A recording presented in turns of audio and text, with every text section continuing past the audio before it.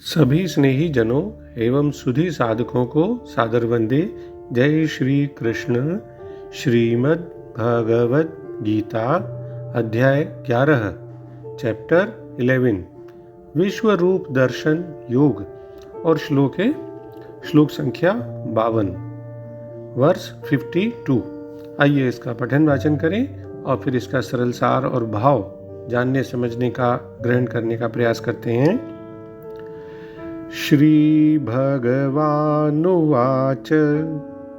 सुदुर्दर्शमिदं रूपं दृष्टवानसि यन्मम देवा अप्यस्य रूपस्य नित्यं दर्शनकांक्षिणः। इसका सरल हिंदी में और फिर अंग्रेजी में शब्दार्थ इस प्रकार है। श्री भगवान बोले, मेरा जो रूप तुमने देखा है यह सुदुर्दर्श है, अर्थात इसके दर्शन बड़े ही दुर्लभ हैं, दुष्कर हैं। देवता भी सदैव इस रूप के दर्शन की आकांक्षा करते रहते हैं। यानी श्री भगवान said, this form of mind which you have just seen is exceedingly difficult to behold. Even the gods are always eager to see this form. तो इस श्लोक में भगवान के रूप के दर्शन की दुर्लभता और उसके महत्व और प्रभाव का कथन हमें दिखाई देता है। तो सबसे पहले हम पदच्छेद के माध्यम से संस्कृत शब्दों के हिंदी शब्दार्थ देख लेते हैं। इस प्रकार अर्जुन के वचन को सुनकर श्री भगवान बोले, हे अर्जुन, मम यानी मेरा, यत जो, रूपम यानी रूप, दृष्टवान देखा, असि है यानी तुमने देखा है, इदम यह, सुदुर्दर्शम सुदुर्दर्श है, अर्थात इसके दर्शन बड़े ही दुर्लभ हैं, दुष्कर हैं। देवाहा देवता, अपि भी, नित्यम यानी सदा, हमेशा, अस्य इस, रूपस्य यानी रूप के, दर्शन कांक्षिणः दर्शन की आकांक्षा करते रहते हैं। तो सबसे पहले हम आदि शंकराचार्य जी ने जो लिखा है संस्कृत में उसके हिंदी अनुवाद को देखते हैं। श्री भगवान बोले, मेरे जिस रूप को तूने देखा है वह बड़ा दुर्दर्श है, अर्थात जिसका दर्शन बड़ी ही मुश्किल से, कठिनता से हो, ऐसा है। और देवता लोग भी मेरे इस रूप का दर्शन करने की सदैव इच्छा करते हैं। यानी मतलब यह कि दर्शन की इच्छा करते हुए भी उन्होंने तेरी भांति मेरा रूप देखा नहीं है और देखेंगे भी नहीं, ऐसा आदि शंकराचार्य जी लिखते हैं। अब यहाँ पर हमें एक बात को बहुत ही अच्छी तरह से समझ लेना चाहिए कि आदि शंकराचार्य जी ने जो रूप, उसके लिए ये नहीं कहा कि ये भगवान ने अपने किस रूप के लिए कहा है, विश्व रूप के लिए, चतुर्भुज रूप के लिए या द्विभुज जो मनुष्य रूप के है उसके लिए कहा है। क्योंकि इसमें रूप को जो है भगवान ने नहीं कहा कि मेरे उस वाले रूप को जो है तुमने देखा, क्योंकि अर्जुन ने तो विश्व रूप भी देखा, चतुर्भुज रूप भी देखा और फिर मानव रूप भी देखा। तो यहां भगवान किस रूप के लिए कह रहे हैं ये स्पष्ट नहीं हुआ, इसीलिए उन्होंने भी, शंकराचार्य जी ने भी कोई टिप्पणी नहीं की। बहुत से विद्वानों ने भी केवल रूप ही लिखा है, जैसे डॉक्टर राधा कृष्णन जी ने, लेकिन कुछ ने इसको स्पष्ट रूप से कहा है। जैसे स्वामी शिवानंद जी ने कहा है कॉस्मिक फॉर्म यानी विश्व रूप, उसके लिए यहां पे भगवान कह रहे हैं। मुकुंदानंद जी कहते हैं कि ये दो भुज वाला जो है, दो भुजाओं वाला मानव रूप, उसके लिए भगवान ने कहा है।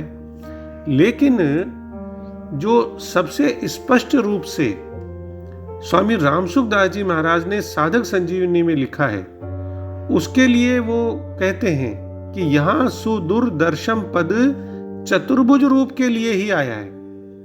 वो तो ये भी लिखते हैं कि विराट रूप या द्विभुज रूप के लिए नहीं आया है, और वो कारण भी देते हैं कि विराट रूप की तो देवता कल्पना क्यों करने लगे, और मनुष्य रूप जब मनुष्यों के लिए सुलभ था तब देवताओं के लिए वो दुर्लभ कैसे होता। इसलिए सुदुर्दर्शम पद से भगवान विष्णु का चतुर्भुज रूप ही लेना चाहिए। इसके लिए वो 2 श्लोकों को भी कोट करते हैं।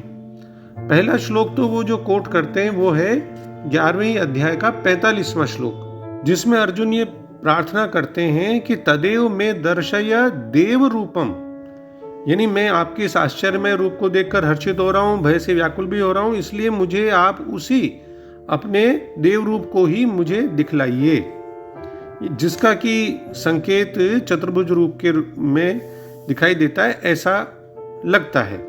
हे देवेश, हे जगन निवास, प्रसन्न होइए।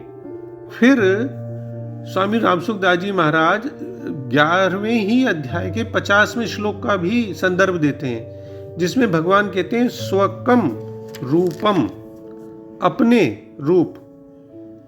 रूप को उन्होंने दिखलाया। तो वहां पर उन्होंने उसका भाव चतुर्भुज रूप क्यों लिया, ये कहना मुश्किल है। देखा जाए तो विश्व रूप दर्शन तो सबके लिए दुर्लभ हैं, जो हैं ही सही, पर चतुर्भुज रूप के दर्शन भी बड़े दुर्लभ हैं। आगे आने वाले श्लोकों में 53वें 54वें श्लोकों में जब भगवान कहते हैं कि इसके दर्शन, रूप के दर्शन तो वेद, यज्ञ, तप, दान आदि साधनों से नहीं हो सकते, और फिर वो कहते हैं कि इसके दर्शन तो अनन्य भक्ति से ही हो सकते हैं, तो वहां भी रूप शब्द से जो भाव है, या तो हमें विश्व रूप दर्शन को लेना होगा या चतुर्भुज रूप के दर्शन को लेना होगा, या फिर दोनों के दर्शन का ही भाव समझना होगा। क्योंकि पहले उन्होंने विश्व रूप दिखाया भगवान ने, फिर चतुर्भुज रूप दिखाया, फिर मानव रूप में हो गए, जो तो सुलभ था ही सही अर्जुन के लिए हमेशा से देखना, और सभी उसको तो देख ही सकते हैं। खैर, वास्तविक जो रूप से किस रूप की भगवान बात कर रहे हैं, ये तो भगवान ही जान सकते हैं। अब हम यहाँ एक शंका की और बात कर लें कि एक शंका आती है कि देवता भी इस रूप के दर्शन की नित्य आकांक्षा, लालसा या इच्छा रखते हैं, फिर उनको दर्शन क्यों नहीं हो पाते? जबकि भगवान के दर्शन की नित्य लालसा रहना तो अनन्य भक्ति का ही एक रूप माना जा सकता है। तो इसका समाधान भी स्वामी रामसुखदास जी महाराज लिखते हैं कि वास्तव में देवताओं की नित्य लालसा अनन्य भक्ति नहीं है, केवल दर्शन को ही उनकी इच्छा है। ऐसी अनन्य लालसा, अनन्य भक्ति इस तरह की देवताओं की नहीं होती, क्योंकि वे तो प्रायः भोग भोगने के लिए देवता बने। उनका प्रायः अधिकांशतः भोग भोगने का ही उद्देश्य होता है। तो उनमें दर्शन की, भगवान के दर्शन की इच्छा थोड़ी गौण होती है, क्योंकि देवता लोग तो हम इतने ऊंचे पद पर आ गए, हमारे लोक, शरीर और भोग सभी दिव्य हैं, हम तो बड़े पुण्यशाली हैं जो यहाँ तक हम देवता हो गए, तो हमें भगवान के दर्शन होने चाहिए, बस ये कोरी इच्छा करते हैं। ऐसी लालसा उनमें बहुत ज़्यादा अधिक नहीं होती, ऐसा वो स्वामी जी लिखते हैं। अर्जुन ने 10वें अध्याय के 14वें श्लोक में कहा है ना कि हे भगवान, आपके प्रकट होने को देवता और दानव भी नहीं जानते। तो जैसे देवताओं के पास वैभव है, ऐसे ही तो दानवों के पास भी तो है विचित्र विचित्र माया सिद्धियां, पर उनके बल पर भी वे भगवान को नहीं जान सकते। भगवान के दर्शन में देवत्व मात्र कारण नहीं हो सकता, उनको तो अनन्य भक्ति से ही देखा जा सकता है, जैसा अभी भगवान 54वें श्लोक में बताते हैं। अनन्य भक्ति से फिर मनुष्य हो चाहे देवता, दोनों ही भगवान को देख सकते हैं। देवा अपि मतलब कि जिन पुण्यों के कारण देवताओं को ऊंचा पद मिला है, ऊंचे भोग मिले हैं, उन पुण्यों के बल से, पद आदि के बल से भी वे भगवान के दर्शन नहीं कर सकते।